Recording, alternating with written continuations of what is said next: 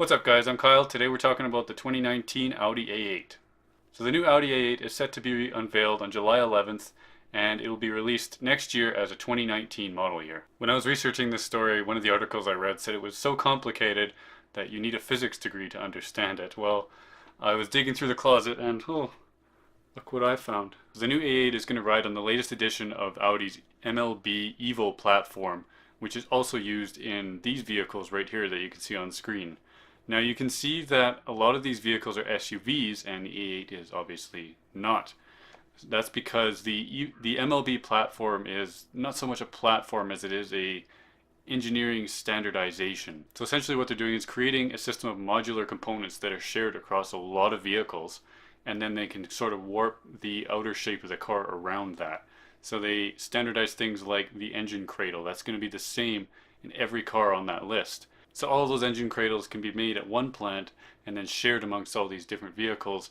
It saves the engineering costs when they design each one of those things, and it saves production costs because they can create a huge number of them and then just sort of spread them around. This modular system also allows the overall shape of the vehicle to be very flexible, which is why you can have an SUV and a car on the same platform. Now the A8 will use that flexibility to introduce a variety of different materials into the structure of the car. They're going to be using conventional steel, ultra high strength steel, aluminum, and magnesium, all in various places depending on the type of loading that goes through the structure in that place. So this sort of strategic location of materials is allowing them to be more efficient in their design, and it allows the car to be both stiffer and lighter than the previous model. As part of that design philosophy, they've introduced something called bionic structures, which is basically an aluminum honeycomb formation within the structure of the car. Now what this does is it makes the car stiffer. How does it do that? Well, let's imagine a beam that's bending. When you're bending a beam, one side is in compression and one side is in tension. And along the very center, that's called the neutral axis. On that part, there's actually no forces whatsoever. And the way it works is the further away you can get material from that neutral axis, the stiffer the beam will be.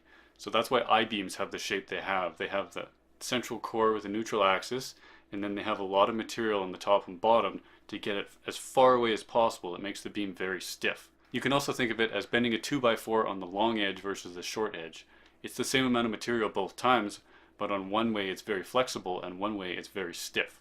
So these honeycomb structures allow them to basically essentially make the structure thicker without increasing the weight, and that makes the car much stiffer. So why are they using honeycombs instead of an I-beam? An I-beam is very strong in one direction, but these honeycombs allow them to be strong in multiple directions, and they can create very complex shapes that can endure some very complex loading situations like you might see in a car that's twisting and bending during performance driving or going over bumps and things like that. Next up, suspension. The 2019 Audi A8 is going to be the first car with a fully active suspension. They're actually putting a little electric motor on every single wheel that can actuate the suspension up and down. And it uses that combined with a forward-facing camera that watches for bumps coming up in the road, and it can actually preactively actuate the suspension as you go over a bump. So as you're coming up to the bump, the car sees it, prepares itself, and as you're going over, the car will lift the wheel as it goes over. That should make this one of the smoothest riding cars on the planet. Somewhat paradoxically, it can also make it a very sporty car. Because you can actuate the suspension, you can control what the body's doing. So if you're going through a corner, this will actually allow the car to stay absolutely perfectly flat through a corner, and it'll also help mitigate nosedive during braking. But the coolest feature of this suspension is that if the car detects an imminent side impact, it can lift that side of the car so that the impact goes through the floor structure rather than the B-pillar, and that sort of keeps the energy away from the passengers and makes the car safer.